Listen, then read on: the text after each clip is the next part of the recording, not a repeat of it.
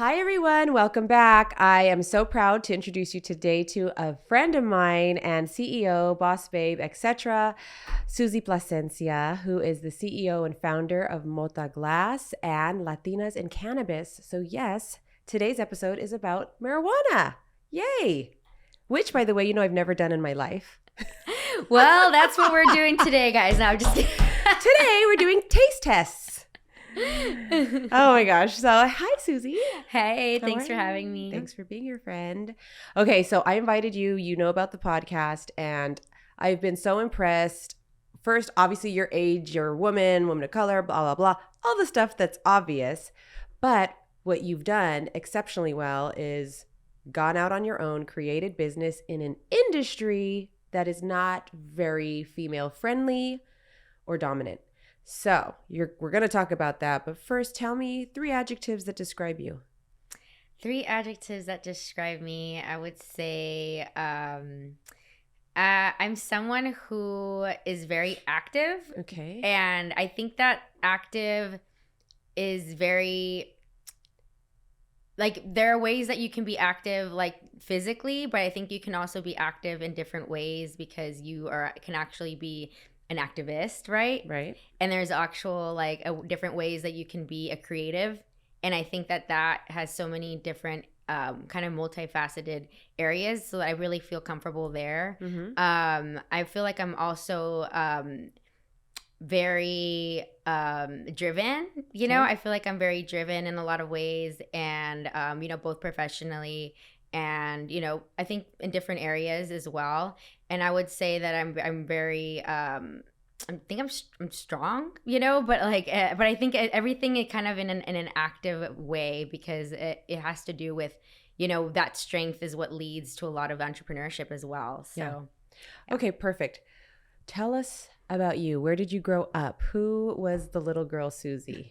And where were you? Well, we grew up in the same area, right? We are both Whittier girls. So I was born in LA, and I was raised in Whittier. Where the girls are? Yes, we are. We are pretty there. So I'm from Whittier, and I grew up there, went to school there, and when I got accepted to USC, I moved out into the city and have been kind of here ever since. And I love my town, and it's been great to kind of see it grow. I think when I was going to school there and when I grew up there, it was still very small, but it's been great to hear of the growth of the city, and now it's become such a foodie town. I know. I'm so proud of Uptown Whittier. Yeah, I loved growing up there. It was a tiny little town in a massive city, and it had that feel. And then seeing it grow, and it didn't gentrify in the bad way either. I think it organically grew, and it was just residents reinvesting.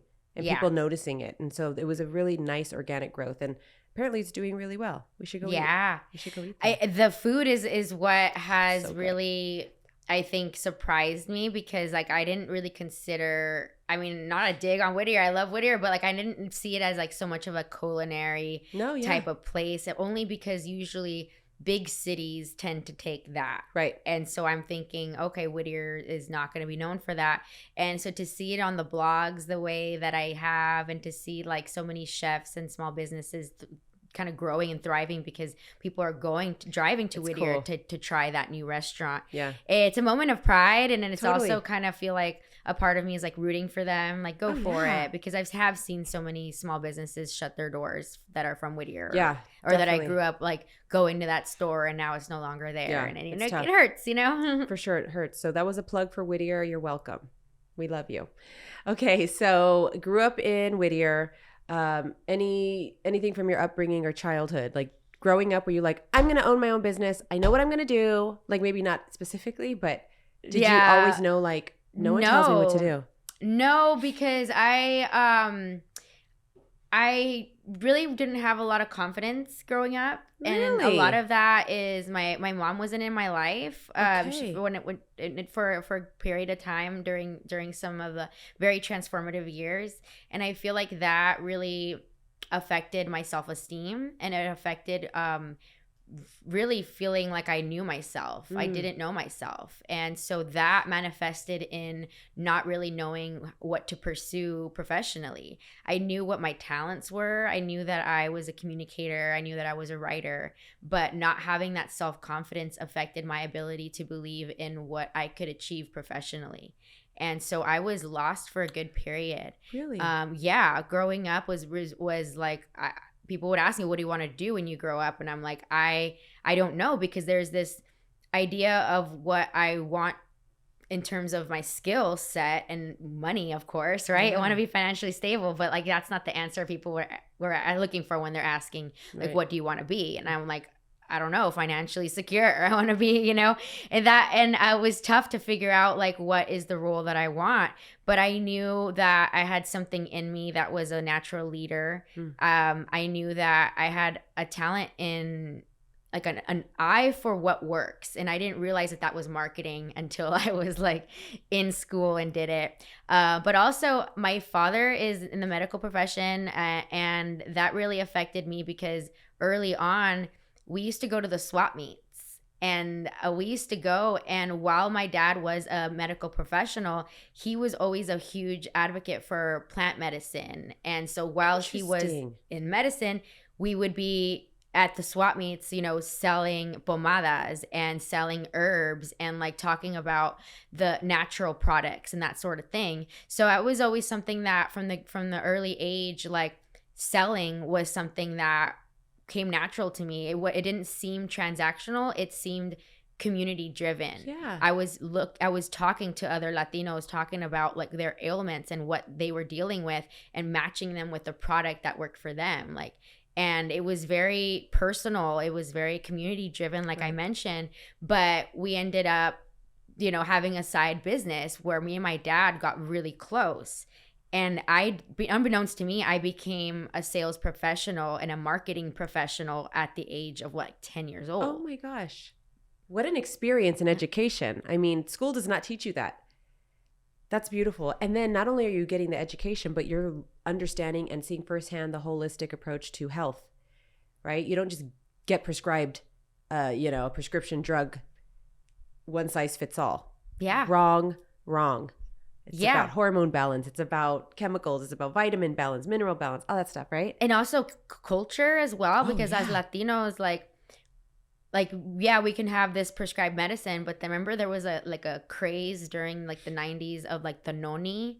It was like this drink that was like, people were saying that was like the magic drink, and it was like herbs like in like a brown container. Oh god. But people were like, the noni was gonna cure everything. Ailment. And like I feel like there are elements of Latino culture there. Yeah. And you know, that and like other like little medicines that we grew up taking, like there's like Tiger Balm, or of course Vicks Vapor Rub, the on famous the feet, one. On the right elbows and your chest and your nose. But shout out to people who know this medicine called picot, which is like this powder that when you have a stomach ache, you would take this powder in like water or just take it straight, and it would help you with stomach aches. And there are just things like that that natural, but also are steeped in our culture and in like what we believe in. And it had an impact on me now as a owner of multiple brands, but also including a marketing agency. Like I look back at those moments as drivers of how I do business. It's beautiful. I love that. I love that education. So you learned that education as a little girl, whether you knew it or not. You were getting this profound education. You get into USC, which is not an easy feat. So you're clearly very smart. Yes, fight on. I went there too. Yay. What did you focus on at USC? Communication. So my first degree was in PR, traditional PR. I think that, I mentioned that I was a writer and communicator. I didn't know what PR was. I just knew that my skills were in that. And when I found PR, it's when it was this mix between journalism but business. And I just love PR. I love the ability to work in story building, but story building that is for a purpose. and very specific. I love doing campaigns from beginning to end and seeing the impact of your work. That's what I loved most about PR, is that you can see an impact and feel an impact. Right.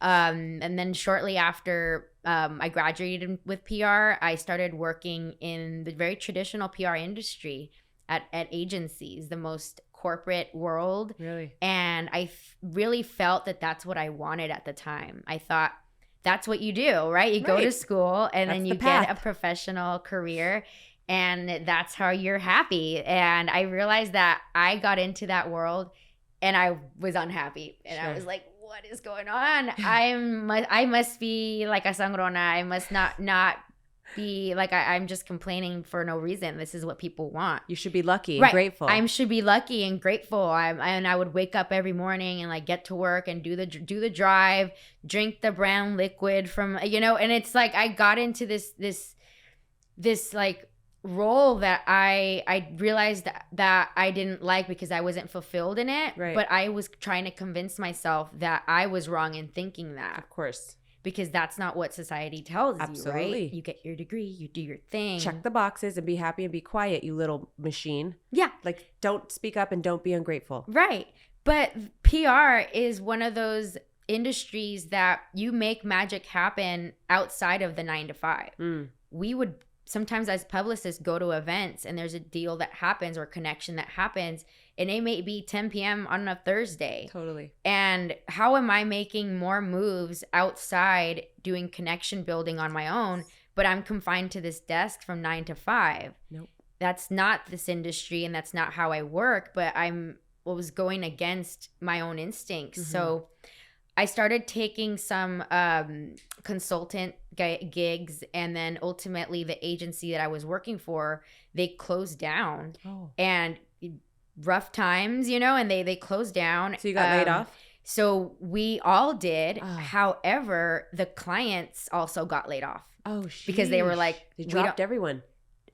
So some clients that I was the account manager for, they were like, can we just go to you? You were doing the work anyway. Right. So I went overnight from working at a PR agency to having clients, and I was like, holy shit, like, excuse my language. You don't have to say that on this podcast. Holy shit. Yeah, no. I took all of the retainers that were going from the agency to me. So I was like 20-something years old, making so much money, and I was like, I didn't realize that that's how much the agencies were charging them, and I'm over here getting a piece of that crumb. And I didn't feel confident. Again, still dealing with those confidence issues. I didn't see myself as a business. I'm like, I'm just a contractor. I'm just doing, you know, independent contractor stuff, but I'm going to find another career as soon as I could. I'm just helping them out. Yeah. Like, I'm just doing this to helping them out. Around that time is when I met my now boyfriend that we've been together for 8 years now. But when I first met him, I was doing that thing, and I was kind of a business, but I wasn't all in. I didn't feel like I could do it. I honestly just... Even though you were doing it. I was doing it already, and I was doing it probably better than other people who were doing it more officially for sales. But he was kind of called me out. He was like, what are you doing? You're a business. Yeah. Like, you need to get with it, or don't. But like, you need to figure it out. And he's an entrepreneur. He's a serial entrepreneur like myself, but he's a type of person that is like, do it. Like, no, you get off your ass and do it. Yes. And I think he lit a fire in me that was like, he challenged me. So good. And that turned the like switch on. Yeah. And he kind of challenged me in a way that I was like, I am. Like, holy shit. Like, I am. And, you know, I did the LLC thing. I grew it, and I started getting more clients. And I'm like, oh, I need help now. And then I was like, okay, it's on. And then I started seeing a shift in just our culture, in how we consume news and how we consume content. I saw social media kicking butt more than ever, where as an agency, I was like, if I'm going to return and get my master's, I wanted to get it before I was 30 years old. So I was like, I just need to get it out of the way. And I know that my agency needs stronger storytelling, because that's where the trends are going. So I returned to USC, Wow. our alma mater, and I got I earned my master's in journalism. Got into the master's program because let's not skip over you just returned to USC. No, you applied and got in again to USC. 19 people got in, and I was one of them. Okay, 19. That's not easy at all. Like, congrats. Like, thank you so much. So smart. I love the master's program there because it's very selective. Like I mentioned, only 19 of us got into the master's program, but I was alongside like a Grammy-nominated director, an award-winning journalist. Like these were very seasoned people coming into the master's program, and the experience was very serious. I love that about it. It was not playing around. It was like you 19, you made it here, you have a goal, you have a program to complete, and I went into that program with a desire to become a multidisciplinary like journalist, visual storyteller, to make the best marketing campaigns I could. Wow. Storytelling. Wow. So you saw the path, you saw what you had to do, you invested the time, you went back to school, even though you had a business. You didn't call it a business at this point, but you had income. You were making a lot more money than most people your age. But you saw long term, it wasn't just quick cash. Let me buy all these purses and things. It was like, wait a minute, I need to legitimize this.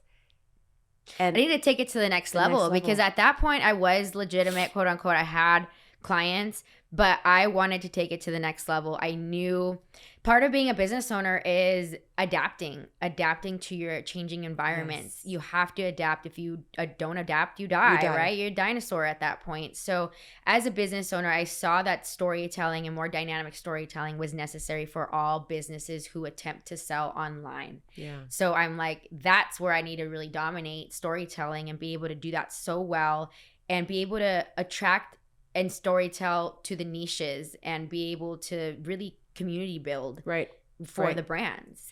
So then let's pivot, kind of fast forward. You go to get your master's, you come out. How the heck did you get into marijuana industry? Because that, again, let's just talk about that for a second. There's like still a taboo. Like, yes, there is. That's a drug. It's not legal, blah, blah. Get over it. It's a massive industry. It's legal in some states. How many states? It's still changing. There are still, yeah, there. I mean, it's very. And it's not like legal. Paced. Like go buy it anywhere. There's all these rules to getting it, but it's not as illegal in some states at this point. How in the hell did you get into that business? I mean, we are in California, which is one of the more mature markets in the U.S. And basically, when I was working at the PR agency, this was many years ago. We had a client who was Montel Williams. Oh, Basically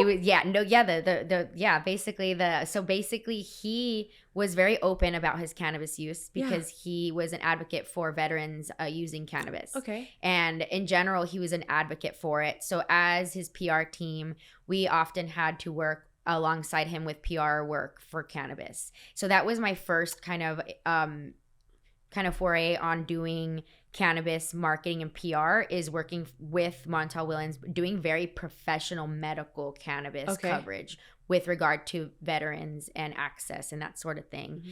And I was very professional in my PR, career because I was very young and I wanted to show that I was playing with the big boys. And I was very, very super trying to make sure that nobody knew I smoked cannabis when I was at the PR agency, because I felt that I really had to live that double life. One, the professional Latina who had a degree from USC and, wanted to do great things in the industry. And then the Latina who was a cannabis user and who went home and smoked blunts and smoked, bongs all day. Not all day, but did that and still excelled in my career. I mean, and it didn't affect my ability to excel, but because of the stigma, I had to live that double life. So even though you were working on a campaign that clearly promoted it and was like, this is a viable product and we want to talk about it, you didn't feel comfortable enough to be like, I love it.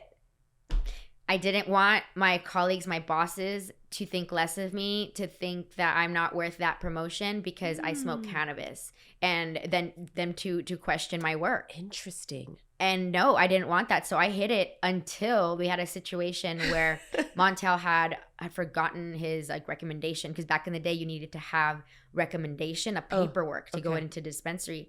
And they were like, oh, he doesn't have his. Oh my God, oh my God, oh my God. What are we going to do? There's no recommendation on, like, nobody has one. Oh, and no. I was like, I do. I was like, I have it. And I saved the day for the client. But I had to tell my colleagues and my bosses, like, why I saved the day. It's because I'm a patient. They call, if you had a cannabis license, you were called a patient. So I had to kind of, and it was not a big deal. Nobody really cared. If anything, it was focused on the client. So you made up this fear in your mind. You were operating under this fear because nobody can know. Oh my God, oh my God, oh my God, all that shit we do. And like it wasn't a big deal after all. Yeah. It wasn't because it was a professional environment and the client needed something, we did it. And that's when I was like, oh, professionalism isn't what I think. Professionalism is honestly just work related. So that was the first time that I was like, oh, okay, this happened. And PR got me to one of my first situations where I got to do cannabis marketing. We had a client, the same agency, and they were like, Susie, we want to be in a music video. And my bosses were like, we know somebody Susie from our team, she can get it there. And I was like, I was the youngest publicist, and I think that they just kind of were like, oh, she young could do and it. Cool. Yeah, she could do it. And I'm like, how do I gonna get? I just happened to have music contacts, and I finessed. I ended up getting this client in a music video with Snoop Dogg, Method Man, Wiz Khalifa. I just finessed, made it happen. So it was a sunglass client. So I brought the sunglasses. I was on the set of this music video, and I was doing my publicist thing. I'm like trying to get the sunglasses on like the rappers and like whatever, like show the logo. I'm trying to do my thing. And they needed a girl to be in the music video. Oh my gosh, dream. And I'm like, mine.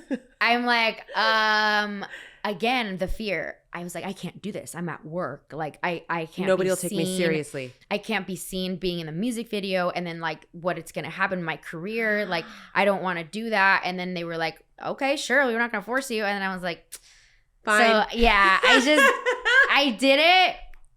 And the music video is up. It has millions of views with Snoop Dogg and everybody. And I am smoking a joint on there. And I was scared that what did I just do to my career, right? Ruined my life. Right. And I get into the office after everything, and my bosses and everyone couldn't be happier. Hero. Yeah. Because I not only was a client thrilled, they got way more. And then the client was happy, everybody was happy, and I'm over here still kind of scared, but then I'm like smiling, like I did good. And you got to be a music video girl, like yeah, dream of mine. And that's another thing that like started to really change in my very focused way of thinking, is that you can be an entrepreneur, you can be a music video star, you can be smoke pot all day. Everything. Like, you can be everything, and it's fine. And if people think less of you, that's on them, because it didn't affect my professionalism. I still have been able to thrive. And actually, going into the cannabis industry more significantly in 2019, having that past in cannabis gave me more of my in, because a lot of people started flocking to cannabis starting after 2020. But because I had that experience before 2020, people, I think, took me more seriously. Yeah, you already had the institutional knowledge. Right, but I joined more officially in 2019. It was after I graduated with my master's degree. I had reignited my agency, and there was a client that wanted my experience, and they were in the glass industry. And that's when my business partner, who was my business partner, but my actual life partner as well, Bobby, that's when him and I were like, let's tackle this client together, because I was focused on marketing, PR, social media. And he was more focused on scaling, operations, like that kind of thing. Mm-hmm. We took this client from just a client that was doing wholesale. We introduced them to the retail side, and we grew their business like 5x in 8 months. Like, Really? it was ridiculous. But when that happened, we got closer to this company and we started finding out some stuff going on behind the scenes. Worker exploitation, lies about the origins, about their product. And we thought, we can't be a part of this anymore. Even though you're making a ton of money and doing really well. So this now becomes an ethical dilemma. It was an ethical dilemma where we were like, what do we do? Continue? Yeah. Or put a stop to it? Or appeal to them? Maybe they would do the right thing. We chose the third thing. We thought, let's lay it out. Maybe this business, we can show them how great it is if you treat your employees the right way. If you are very straight up with your consumers about if there's transparency in your business, that actually helps your business. So we tried to appeal to them on the great business opportunity to actually coming correct. And unfortunately, they did not go with that. They were like, we're not in the business of helping people. We're here to make money for ourselves. Yeah. And unfortunately, that's the truth with a lot of people. So that's when we had to make the decision to walk away. And we walked away and we were like, it's sad because we had a great thing going. We started talking to glass blowers and they told us the truth about the LA glass community. And when you say glass, real quick, for people like me who do not smoke and don't do that, what does that mean, glass? Glass is functional glass. It's glass that is used for the consumption of cannabis. Okay. Yes, so bongs. A bong, yeah. Bongs, water pipes, hand pipes, straight shooters. They call them like little straight shooters. There's different kinds of bongs and pipes, but mostly it's all called functional glass because it's meant to be glass art that is for a purpose, functional. Great. So then, so thank you for that.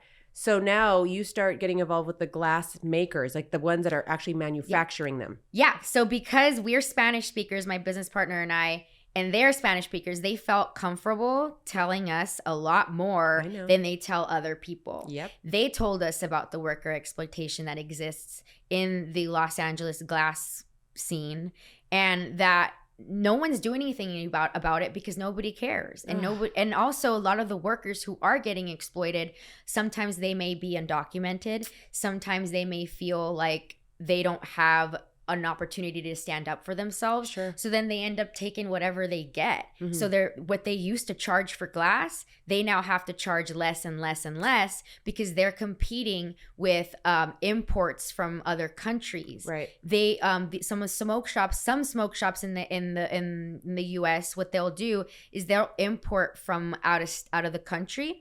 That glass is significantly cheaper, and then they'll pass it off as American-made glass, and then directly compete with the glass blowers here. So then the glass blowers here, they've completely been displaced, and they can't do anything about it. And those glass blowers are the ones that appealed to us, and they just said, well, you guys are leaving. You guys were the only good people that we saw in this industry, and now we're left to work with the same people that have been doing with us. Thank you for nothing. Kind of. They were not really happy because they were like, you guys dangled the carrot of doing good and then now you guys are gone. We felt responsible and we thought, well, what can we do? What if we created a brand that created full-time, consistent work for glass blowers and we didn't exploit them? That's where Mota Glass was born. So Mota Glass, you created that.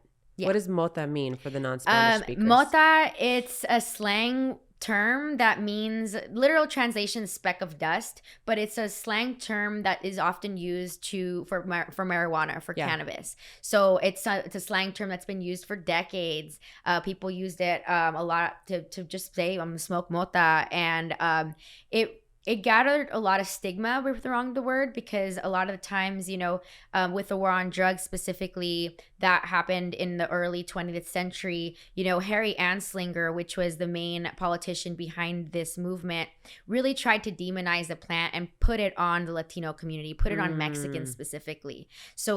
And he would use the term marijuana specifically to Mexicanize it up. Interesting. He's like, this is your problem. They brought it to us. Blame the Mexicans. Right, blame the Mexicans. So then that's where the stigma specifically hurting Latinos is a little bit more than I think other cultures, specifically because the war on drugs put it on this Spanish word. Interesting. So that's why when we chose the brand name, we wanted to use a name that was used against us but instead Yes. reframing it and making it the vessel through which we consume our cannabis. God. Yeah, but it also has a dual meaning. We gave it an acronym. So minorities for opportunity, transparency, and accountability in cannabis.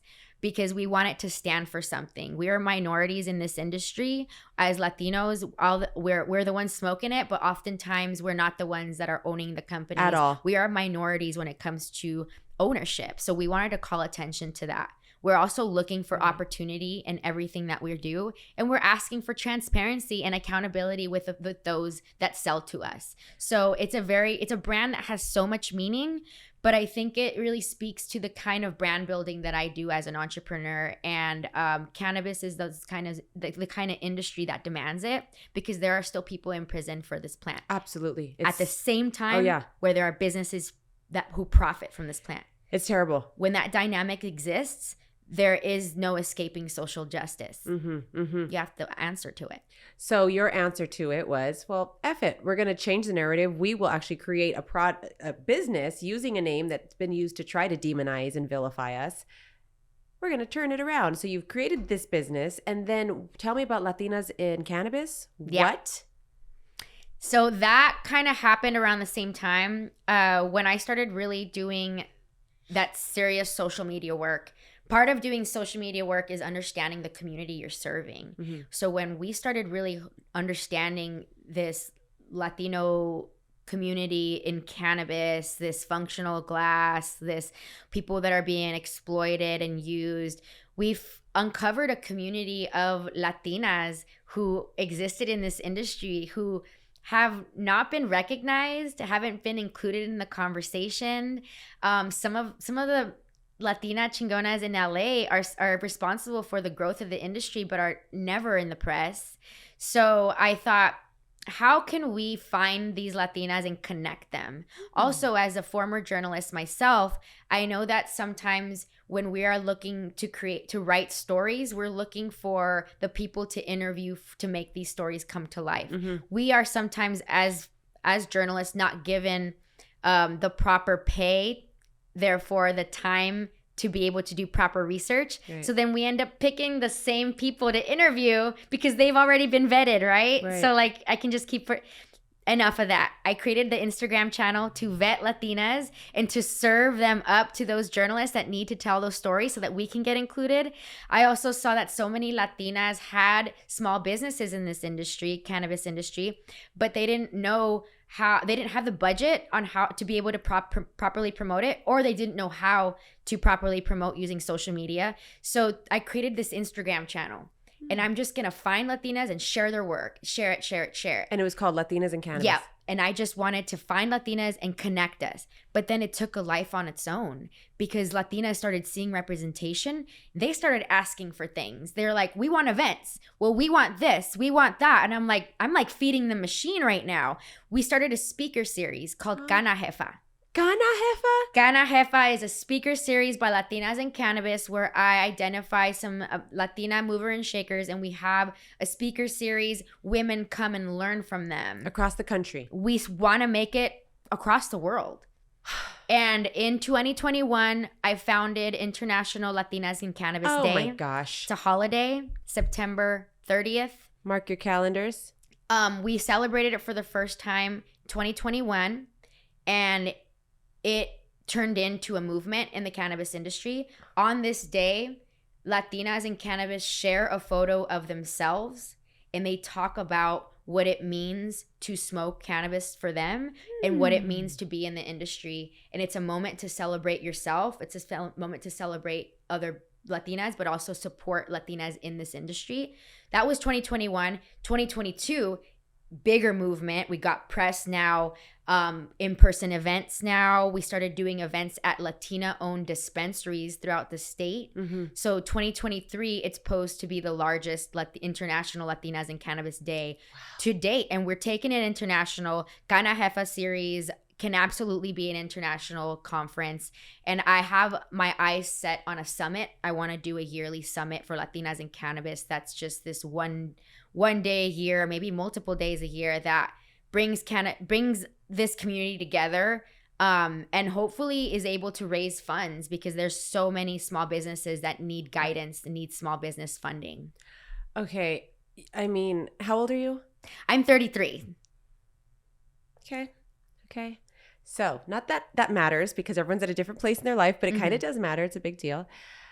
You're outstanding, you're extraordinary, and you're exceptional. You have foresight, you clearly have the drive, and it's funny that you said you don't have the confidence. I mean, it oozes out of you, but I know it's been earned, and I know it's been through experience. So I know you don't take that lightly when I say that, because I don't, because it's been a journey. It's a work in progress, always. And I'm 33, but I know I could have done it sooner if I would have had confidence. But I think my journey is my journey. 100%. And I think that journalism, earning my degrees, I built confidence there, because I know that I was a writer, but it wasn't until I earned a PR degree from the top journalism school in the world that I believed it. Well, I believe it. I know it. So, I mean, and I applaud you as well for being in an industry that, again, does still have the taboo. And then just before we end, quickly, what do you say to the naysayers and the people who are like, you're advocating for drugs? Because you get that. What do you say to that? It's plant medicine. I think that there are two ways that we are going to change perspectives on our community. One, pain management, because the person who says this is drugs is the person oftentimes looking for a gummy because they want to fall asleep, or they're looking for a tincture to help their arm, and they don't want to take aspirin and they hurt their liver, right? Sure. Those are the people that are going to look at pain management and think, oh, maybe it's not what I thought. Number two, career opportunity, because there are many people in many families who are like, oh, demonizing the plant, but then they see that their son or daughter has a career in the industry. Oh, your son or daughter is the GM at a major cannabis brand. Oh, your son or daughter is, an account executive. Well, now I can kind of change my thoughts on it. So I think pain management and career opportunity are the biggest drivers in changing the stigma in our community. And I think that for those who still think that it's a drug, wake up, because you are affecting the ability for more Latinos and Latinas to take advantage of what this plant gives to us. Yeah. We're not taking advantage of it the way we should be because of the stigma. You know who is? A lot of white men. And those are the ones that are making the most money in this industry. In any industry, first of all. And so I appreciate you saying all that. And I'm an ally. I mean, again, I don't do it, but I'm a total ally, and I support you and I applaud you. And I want to continue to encourage and promote your story and support like-minded people, because the career opportunities out of this world. And yes, medicine derives from plants and yerbas. Hello, where do you think medicine comes from? Look it up. Anyways, we're not going to talk about that right now. But I appreciate you taking the time, and I know we can keep talking, and I do want to have you back to update us once you go international and have these events. And I'm an ally. I support you, and thank you for everything you do and the representation. Thank you so much. I appreciate your leadership and everything you do in the industry. How can people find you? Oh, you can find me on Instagram. Susie Plascencia is my main Instagram, but I also have a weed Instagram. Susie Greens is like my weed persona. And that really is where folks can really follow my journey in cannabis. I'm going all over the place. I was in Cancun, Mexico a couple weeks ago speaking at an international conference about brand building. And then I was in Japan right after, visiting one of the smoke shops that carries Mota glass. So we are international because cannabis is international. Our community is international. So you can follow me there, and you can also learn more about Mota Glass at MOTA_glass, Mota Glass, and then follow Latinas in Cannabis and all the events that we are going on there at Latinas_cannabis. I'm following all of them. Yes. Thank you, friend. I appreciate you. Thank you. Bye.